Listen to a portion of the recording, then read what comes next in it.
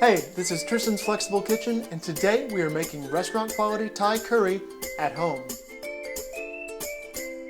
This is Thai green curry, a super tasty and ultimately flexible dish. It has so much flavor, and with Thai ingredients now widely available, it's easy to make at home. For the cooking, we will make and season our flavor base, and then we will add protein and veggies.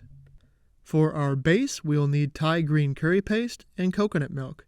Heat 2 tablespoons of vegetable oil in a pot over medium heat until the oil shimmers, then add 4 to 6 tablespoons of curry paste and stir for about 30 seconds. Then add 1 can of full-fat coconut milk, half a cup of chicken or veggie broth, 2 tablespoons of fish sauce, and 1 tablespoon of sugar.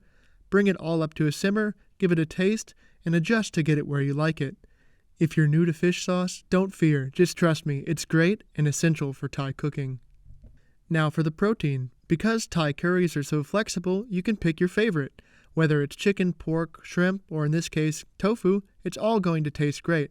I've got half a block of tofu here, cut into cubes, about 8 ounces.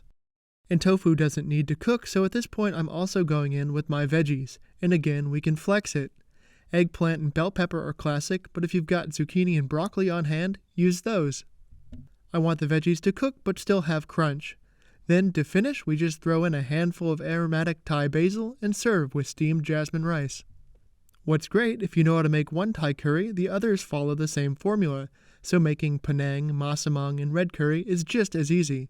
You can also use the same base ingredients and break from that formula. Try a pot of mussels steamed in curry broth. I hope you give this curry a try and flex your own cooking. Life is too short to always follow recipes line by line. I'm Tristan. Until next time.